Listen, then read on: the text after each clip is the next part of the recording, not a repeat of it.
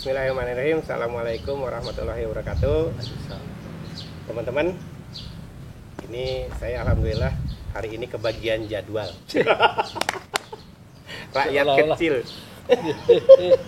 Rakyat kecil kebagian jadwal dengan orang besar. Orang gemuk ya. Pade, salam kita dulu, salam netizen dulu.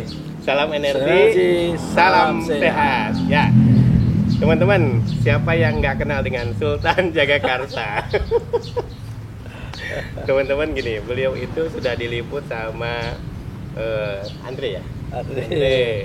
Sama Mas Helmi ya, sama Gading. Mas Gading, terus sama ini Mas Fitno. Oh iya. Nah, jadi saya yang dikasih kesempatan sekarang karena saya rakyat kecil.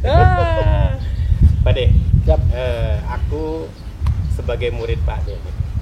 Aku itu kan kenal Pak Deoni itu 2006 ya? 2006. Aku diajarin, dicemplungin, dibetein, diajakin dan dibimbing sama Pak De. Banyak hal yang aku terima dari Pak De. Salah satunya dengan konsep ikhlas Pak De. Pak De, aku dulu pernah diajarin gini, itu tahun 2006 loh teman-teman.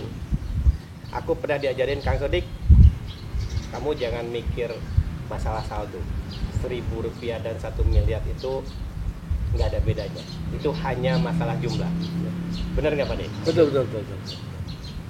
Jadi gini. Memang kalau kita masih berpikir mengenai, awalnya saya juga sama. Ya. Kalau kita masih berpikir mengenai saldo, kebutuhan, terus harus ngapain kerjaan, itu nggak ada habisnya. Karena kita akan ngejar terus. Pada waktu Allah kasih kita rezeki 100 ribu misalkan, pasti sedikit atau banyak pasti ada pikiran, wah kalau 200 ribu Kalau lebih asik, gitu. atau kalau 1 juta lebih begini. Nanti kalau Allah coba kita dikasih 1 juta, itu pasti kepikirannya, oh, 10 juta kayak apa ya? Dan itu membuat kita ngawur Pak De. Ngawur. Jadi kalau kita nggak bisa menata hati kita, dikasih berapapun itu nggak ada selesainya. Tapi padahal kalau alhamdulillah ya, saya sudah ngalami, ya kan? Jadi udah ngalamin gitu dulu Pak De. Ngalamin yang nggak punya duit, wah sampai semua diapain, semua istilah kayak semua dihalalkan. Nah itu pernah ngalamin. Ini diceritain di waktu ngobrol sama Mas Helmi ya? Iya, kita ada banyak juga. Nah, ini titik tertentu kalau kita sudah dapat duit, tapi kita syukuri, akhirnya itu kita nggak bisa bedain ya, antara rezeki kita udah 1 juta atau 100 ribu atau 10 ribu, sebetulnya sama saja. Itu hanya masalah angka yang terekam, tercetak di sini. Jadi artinya bukan masalah angkanya Pak De. Betul. Tapi masalah rasanya mensyukuri dan merasakan bahwa rezeki itu ada. Betul. Nah Pak De, itu kan perlu latihan. Ya. Nah, berarti ketika kita mensyukuri, kita harus ikhlas apa yang Allah beri kepada kita. Nah itu juga Pak De ajarin ke aku. Betul. Aku ingat gini Pak De. Kang, lu gak usah mikirin apa-apa deh, jeblus aja dulu sampai muntah-muntah deh. Dan aku ngerasain itu Pak De. Jadi teman-teman gitu. Makanya aku bilang saya tuh dari 2006 dididik luar biasa sama Pak De, Mas Oni, bapak saya Pak De Oni itu. Kalau nanti di YouTube-nya ada kajiedan.com. Teman-teman lihat di sana banyak sekali hal yang luar biasa yang diungkapkan oleh Pak De Oni atau di rekaman-rekaman berikutnya dengan Gading, dengan Mas Helmi, dengan Mas Fitno mengenai Sultan Jagakarsa. Tapi aku ngalamin sendiri perjalananku Pak De. Jadi saat itu Pak De ngejeblusin aku di bisnis air. Ya kan? Nah, saya waktu itu belum mikir tentang saldo Pak De. Karena aku dulu terasumsi bahwa kalau duit banyak itu berarti duit di bank banyak. Pak De tentu lewatin latihan dulu. Dan aku ingat cara latihan Pak De ikhlas waktu itu, ingat aja. Kang, dulu aku waktu berlatih ikhlas itu saya bagiin duitnya. Memang gitu Pak De ya? Betul. Jadi gini, ikhlas itu sebetulnya perlu latihan. Jadi kalau menurut saya kalau nggak ada yang orang yang lahir atau besar atau belajar hanya masalah agama terus tiba-tiba ikhlas, Saya rasa nggak ada. Sehebat apapun Sehebat agamanya. apapun agamanya. Jadi ikhlas. Mohon maaf ya, Iya. kadang-kadang kan orang yang banyak mungkin mohon maaf loh di masjid ceramah atau di pengajian ceramah ikhlas. Tapi kalau kita ikutin, kita pakai drone itu, kita ikutin beliaunya itu belum tentu loh dia bisa menjalankan 100% yang namanya ikhlas dulu ya. Karena ikhlas itu hal yang dibutuhkan dan diwajibkan oleh Allah kalau kita ingin mendapatkan pahala darinya atau ridho darinya. Tapi itu nggak gampang, nggak sekedar hanya dibaca buku, itu perlu latihan. Iya. Seperti halnya tentara. Iya. Tentara itu waktu pendaftaran masuk nggak mungkin dia langsung ahli nembak, nggak mungkin. Dia pasti setiap hari dilatih nembak. Itu pemikiran saya dulu. Baru dia ahli nembak. Baru dia ahli nembak. Termasuk ikhlas. Ikhlas sama aja. Jadi dulu saya itu punya metode begini. Saya kalau keluar rumah sudah saya niatin nih. Saya pokoknya setiap hari harus ngasih ke orang itu sedekah Rp5.000 sehari 5.000 rupiah. Jadi kalau di 30 hari kerja anggap aja 150.000. Itu punya duit nggak punya duit? Punya duit nggak punya duit. Karena saya yakin bahwa kan yang namanya Allah itu kan mengatakan bahwa di Al-Baqarah 263 ya, ya kan? Yang kalau ikhlas dan di jalannya Allah, maka setiap perbuatan baik itu seperti menanam sebuah padi, di mana setiap padi tumbuh 7 batang, setiap batang tumbuh 100 buah. Jadi sekali kita ngelepas Rp1.000 dengan ikhlas, Allah akan menggantinya dengan Rp700.000. Masalahnya kan jika ikhlas, jika Perasaan itu semu ya Pak. oh, semu, sangat semu. Artinya aku ngasih ke seseorang belum tentu hatiku ngasih. Nah, Ini yang makanya maksud Pak Ade perlu berlatih. itu perlu berlatih. Kadang-kadang kan yang saya ngasih ke Om Sudik nih, tak kasih Rp1.000. Terus saya masih mikir, tadi Sudik tadi ngapain ya? Pakai Rp1.000 apa? Buat apa ya? Itu udah nggak ikhlas itu. Jadi kalau kita ngelepas duit, Lepas aja. Jadi itu perlu latihan. Jadi dulu saya kan keluar rumah bawa Rp5.000. Rp5.000 itu saya bagi 10 Pak. Nah, jadi Rp500, Rp500. Dan setiap kali ada orang minta, orang saya anggap butuh, tak kasih 500. Saya nggak pernah kasih 200, apa 2 lembar, selembar. 500. Berarti kan 10 dalam satu hari. Saya ada 10 kali latihan nembak.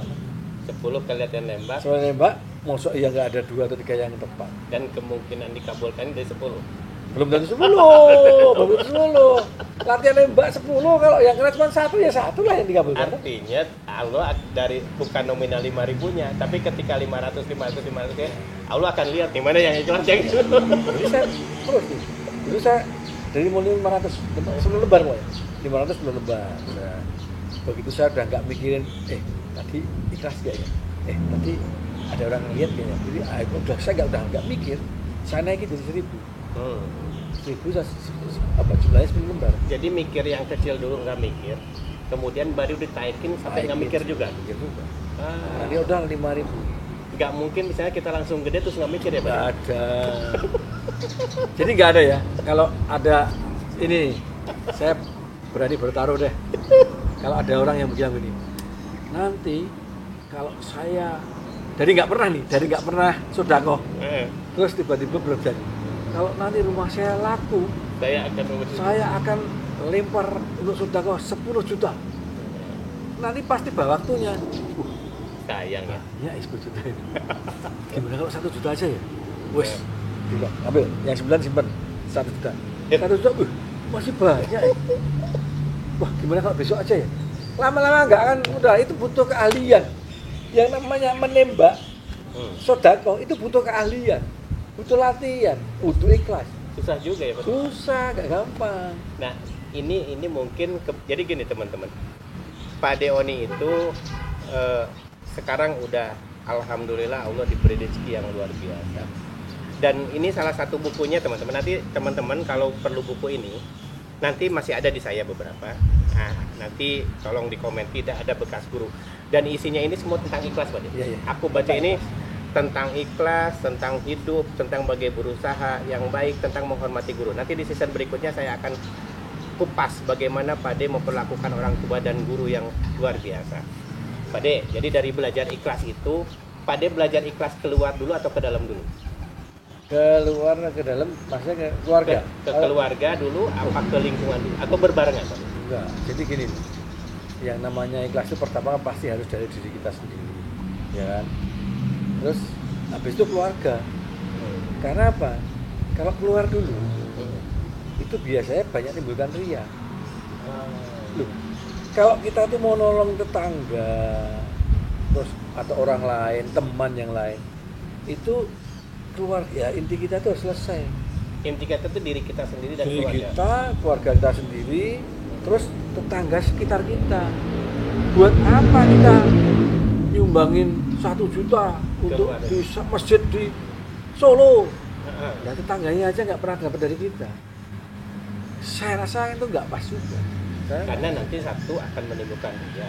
Berarti Yang kan kedua ada yang kira-kira nyumbangnya 1 juta itu karena ada sesuatu, Oke. bukan karena kita memang ikhlas mau ngasih. Tapi di Quran juga diajarkan begitu, Pak. Jadi di Quran juga diajarkan bertolong menolonglah kamu dengan pasanganmu, dengan orang tua kamu, dengan saudara-saudaramu, dengan tetangga, baru kemudian yang membutuhkan. Pak. Dan itu berproses juga, walaupun sama keluarga berproses, Pak. Proses. Ada ipar, ada kakak ipar, gimana, Pak? Loh, jangan kakak ipar di ipar, sama adik sendiri aja punya masalah kok kita. Ya kan? Kadang-kadang kita nolong. Ini untuk diskusi aja ya. Kadang-kadang kita nolong untuk adik kita sendiri aja. Belum itu yang ditolong siapa kok. Ya. Nah, ini juga butuh keikhlasan. Ya, Latihan. Artinya ketika kita memberi seseorang lain, jangan pernah berharap orang lain memberi juga ke kita. Nggak usah. Dan belum tentu adik sendiri yang ditolong, kakak sendiri yang ditolong, itu juga berterima kasih atau membalas kebaikan Kan kita. nggak harus. Karena kalau pemahaman saya, Hmm. Al-Baqarah itu mengatakan bahwa Hmm. jika kita berbuat sesuatu dengan ikhlas di jalan Allah, Allah akan mengganti. Bukan adik iparmu akan mengganti atau adikmu mau mengganti, kan enggak. Ukurannya Allah, Allah udah. aja, terus tetanggamu akan mengganti. Wah, enak banget itu. Makanya kalau kita berbuat sesuatu, ini sudah sering saya alami. Kalau saya nolongin Kak Sodik, Ya. terus saya berpikir, wah, moga-moga besok Kak Sodik begini. Itu 75% kecewa nanti. 75% kecewa. Enggak hanya Kak Sodik, Yang lain ke adik, ke kakak, ke itu pasti ada. tapi kalau kita nolong Nolong, Allah, bismillah, Allah, udah nanti Allah sendiri akan mencarikan jalan balikannya itu Allah. Karena ini janji Allah, yang janji kan Allah. ya. Kalau engkau mensedekahkan di jalanku dengan ikhlas, yang janji kan Allah, yang Jadi janji kan bukan adik saya. Makanya itulah saya tahu sekali teman-teman bahwa Pak De itu perjalanannya luar biasa. Kalau bom nuklir itu ledakannya bom gitu ya. Iya, Pak De. Iya. Mungkin itu dari sana ya, dari cara. Salah, iya. Jadi gini, kalau saya ngelihat mungkin dari cara salah satunya adalah Pak De bersikap terhadap orang-orang yang ditolong dengan ikhlas tadi, dan Pak De bersikap juga terhadap orang-orang yang dalam tanda kutip membohongi Pak De. Ya. Membohongi itu ya kan selain itu Gusti Allah bisa. Ya, Pak De juga gitu ya. Ya. Kemudian yang kedua, Pak De, aku sangat tahu perjalanan Pak De bagaimana Pak De memuliakan orang tua. Nah, boleh dikasih sedikit ini nggak, Pak De? Ya, Apa yang Pak De lakukan untuk orang tua? Karena gini, hari ini saya sedikit ingin memberikan di season pertama ngobrol-ngobrol dengan Sultan Jagakarsa. Saya tadi ngobrol sama Pak Deoni gini. Beliau itu nama lengkapnya Oni Hendro Adiokso. Nah, dikenal dengan Kaji Edan. Makanya di mana-mana di Instagramnya di mana ada tulisan Kaji Edan. Kaji Edan itu artinya apa, Pak De? Ya Haji gila lah. Haji gila yang punya pikiran edan. Jadi, nah gini, beliau itu satu yang saya tiru itu, yang belum saya bisa optimal meniru itu adalah pengabdian kepada orang tua. Iya. Ini jadi tips kita juga bahwa orang tua itu sumber dari segalanya. Mungkin Pak De bisa memberikan pemikiran-pemikiran Pak De, Ya. karena yang saya lihat inilah sumber ledakan yang luar biasa, Pak. Jadi dulu saya juga seperti halnya remaja-remaja yang lain, pemuda yang lain, kalau sama orang tua suka bandel, sama. Jadi karena biasanya kan orang tua itu hidup di zamannya, kita berasa lebih muda, lebih modern, komunikasinya nggak nyambung. Padahal ini sih kebaikan semua sebenarnya. Nah, seperti hanya kita ngomong sama anak-anak kita nih, kita tua ngomong sama anak-anak yang SMP, anak-anaknya sekarang nih, nggak nyambung, Pak. Karena dunianya udah dunia sekarang. Tapi biasanya terus kita berpikir bahwa was kuno, kolot orang tua, wes nggak cocok dengan dunia sekarang, nggak bisa begitu. Nah, setelah dulu mulainya begini, saya tuh haji bareng, saya bapak ibu istri. Itu dibayarin pada Oni. Alhamdulillah ada rezeki lah. Pasti dibayarin beliau karena beliau itu hobinya adalah mengajikan dan mengumrohkan keluarga. Nah, terus pas waktu pulang mau pulang dari Mekah, itu keluar Mekah kan ada umroh Mikot. Wada, Ya, tawaf wada. tawaf perpisahan. Nah, di situ putaran 7 kali itu, putaran kelima ternyata istri saya itu kentut, tapi nggak ngomong sama saya. Sehingga di putaran ke-7 setelah selesai kami semua selesai. Nah itu istri saya ngomong, mas saya kurang 2. Loh, orang tua kenapa? Tadi saya kentut. Loh, bukannya harusnya tanya di saya aja udah selesai, boleh. Tak pikir maksud saya berantem sama istri depan Ka'bah kan nggak bagus juga kan? Ya wes lah, oke saya antar 2 kali lagi. Nah, kesalahan saya waktu itu adalah saya hanya bilang sama Pak Ibu saya, Pak Bu, tolong tunggu di tempat biasanya kita ngaji ya. Nah, bukan kok saya nganterin dulu ayah ibu saya, taruh duduk, baru ngurusin istri saya. Saya hanya ngomong karena saya pikir tinggal 2 putaran kan. Nggak lama. Itu loh Pak, itu sudah sana ya. Oh iya. Sanalah mereka kedua. Terus saya langsung muterin 2 putaran. Lah, 2 putaran itu 1 jam lebih karena wadah kan penuh banget. Selesainya jam 2 malam selesai. Saya ke tempat yang biasa bapak saya nongkrong ngaji, nggak ada. Wah, bingung saya. Itu saya terus duduk di situ, saya tawaf gini kan. Nyari tawaf ibadah. Tawaf nyari bawa ibu saya. Kiri kanan, naik kiri kanan, nggak ada. Sampai subuh. Jadi jam 2 sampai subuh 3 jam saya nyari sambil nangis saya. Ya Allah. Saya malu kan. Ini terus gimana kata orang tua, tetangga saya, teman-teman, orang tuanya hilang. Karena apa? Nganterin istrinya kan nggak bagus banget kayaknya. Sampai subuh nggak ketemu. Terus udah gitu, setelah sholat subuh, saya bilang sama istri saya udah tak anterin ke hotel. Nanti saya terus lagi nyarinya. Saya ke hotel, mau nyari ke Masjidil Haram lagi, baru keluar hotel udah sakit semua gitu. Akhirnya saya duduk di tangga hotel itu kan, diem sambil nangis saya udah kehilangan orang tua ya. Kok ada teman satu rombongan yang lewat, Cik, tadi malam dicari bapak ibumu loh. Bapak ibuku di mana? Udah di kamar, saya antar ke kamar. Wah, akhirnya saya lari ke atas. Bapak saya tuh baru masih tiduran gitu. Terus itu tak buka betul. Kamu tuh kemana sih tadi? Dari jam 2 malam sampai subuh nyari, masih salah. Nah, kemudian saya berpikir begini, mulai hari itu orang tua saya dan orang tua istri saya, orang tua lah, itu harus kita dahulukan daripada pasangan. Karena Allah memberi gambaran seperti itu. Betul. Atau mungkin gini juga Pak De, aku boleh ngulang sedikit Pak. Pak De nyuruh orang tuanya keluar, nyuruh bapak ibu keluar, terus dilamain tawafnya supaya dapat pendidikan ini juga. Mungkin Allah bikin begitu. Kata Allah, sialan lu dulu. Masa lu tinggal orang tuanya mendahulukan istri kan? Itu yang saya ambil, tinggal saya dan istri sepakat. Saya dan istri sepakat, bukan saya dan istri sepakat bahwa mulai hari itu urusan orang tua, baik orang tua dia atau orang tua saya, nomor 1. Jadi kalau saya pengen sekeluarga pengen katakanlah jalan-jalan ke Monas, harus sementara orang tua saya bilang anterin saya ke Bogor dong, kita harus urusin orang tua dulu ke Bogor, Monasnya berikutnya. Tapi ini aku lihat dan ini aku belum bisa tiru 100%. Jadi teman-teman, alhamdulillah aku luar biasa belajar dari Pade ini saat melihat Pade mengurus ibu dan ayahnya sakit ya. Sampai Pade saat itu aku ingat lagi goncang usaha tapi masih mau mengantarkan bapak ke Singapura pakai jet. Dan saat itu Pade aku tahu sekali sedang goncang usaha ya Pade. Ini luar biasa. Jadi ya ini aku terharu gini karena gini, Pade itu satu contoh buat saya yang saya tidak pernah bilang beliau jadi contoh saya.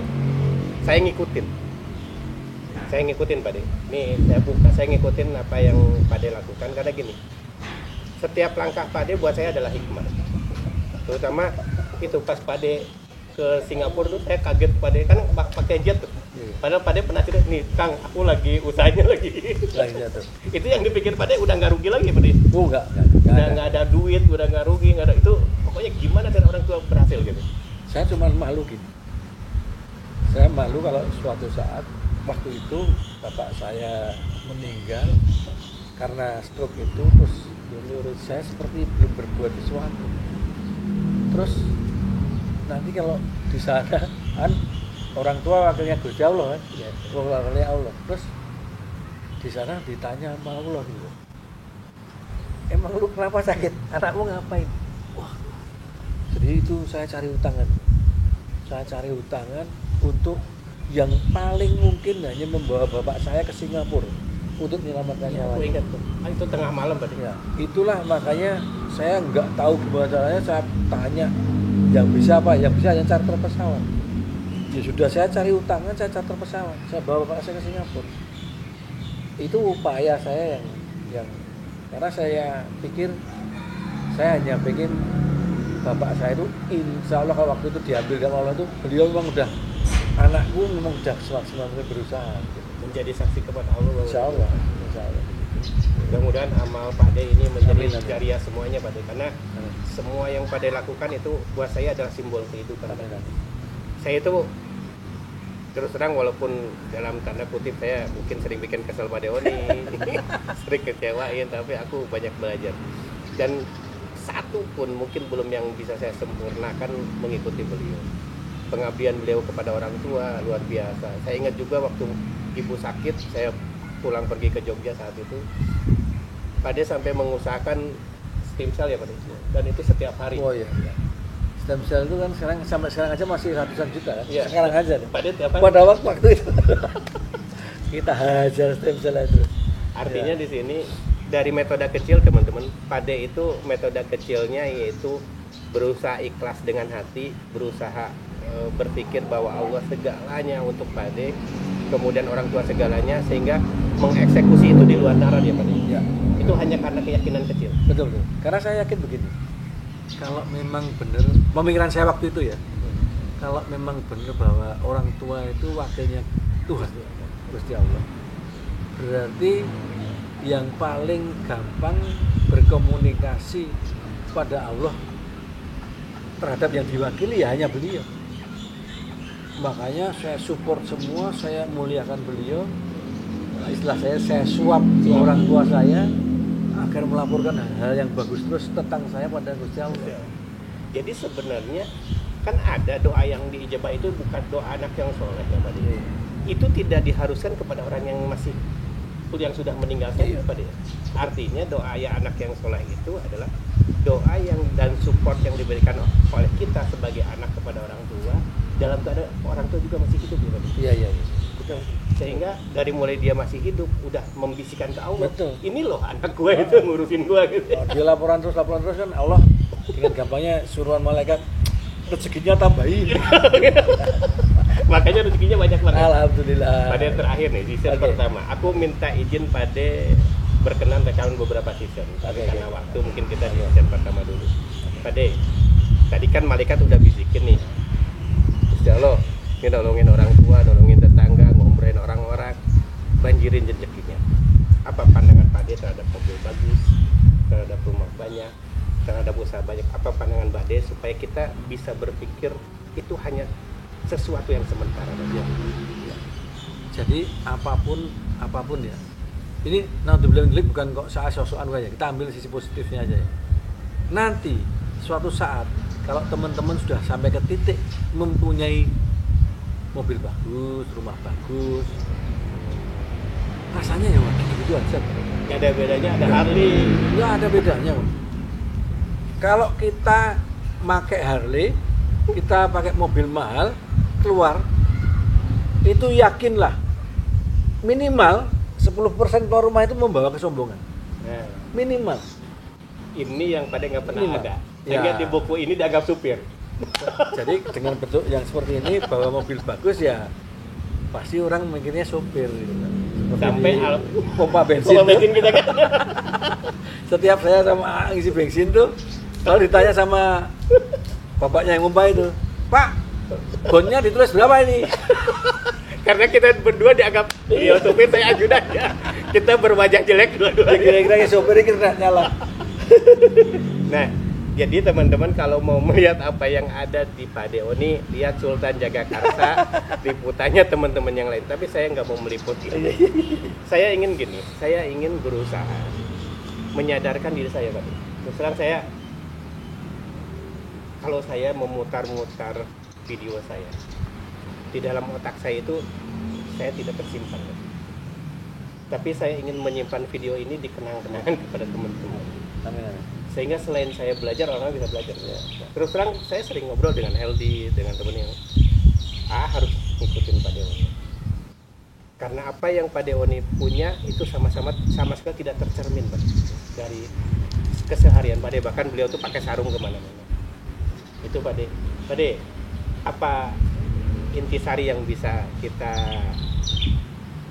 pegang dari obrolan ini? Mungkin Pak De ada satu pesan atau pesan yang Ya. akan kita ini. Oke. Jadi intinya mencari rezeki itu nggak usah jauh-jauh. Mencari rezeki itu tinggal dengan ikhlas ngurusin orang tua. Itu udah pasti Allah akan ngurusin rezeki kita. Karena apa? Kita ngurusin wakilnya. Biar Allah yang ngurusin kita. Jadi jangan stres. Nggak usah stres. Kan kadang-kadang begini. Karena lulus sarjana, itu merasa sarjana, lulus sarjana, terus ninggalin orang tua ke kota, ngelamar kerjaan sana sini, kirim surat sana sini, kirim lamaran sana sini. Sementara orang tua terlantar di kampung. Nah itu nggak mungkin dapat kerjaan menurut saya. Ya. Kalaupun dapat kerjaan, kira-kira masih berasa kurang pas, berasa kurang ini terus. Atau ketika Allah balik dapat kemuliaan, tidak memperhatikan orang tua, jatuhnya cepat. Dapat saja. Iya Pak De ya. Urusan orang tua itu udah nomor satu.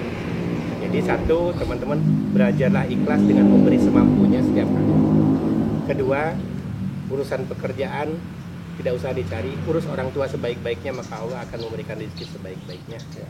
Yang ketiga, muliakan orang tua, tanam benih kepada saudara, tanam benih kepada orang-orang yang dekat dengan kita, sehingga insya Allah kita akan dimuliakan oleh Allah Subhanahu Wa Taala. Satu butir benih yang ditabur akan jadi 700 butir. 2 butir akan dikalikan 2. Teman-teman bersiaplah untuk ikhlas, bersiaplah menjadi orang yang berpikiran sinting tapi berhasil. Amin. Demikian video kali ini Pak De. Terima kasih Pak De. Oke. Mohon izin nanti season berikutnya Pak De. Sip, oke. Ya, Yes. salam energi, salam salam sehat. Assalamualaikum warahmatullahi wabarakatuh. Waalaikumsalam warahmatullahi wabarakatuh.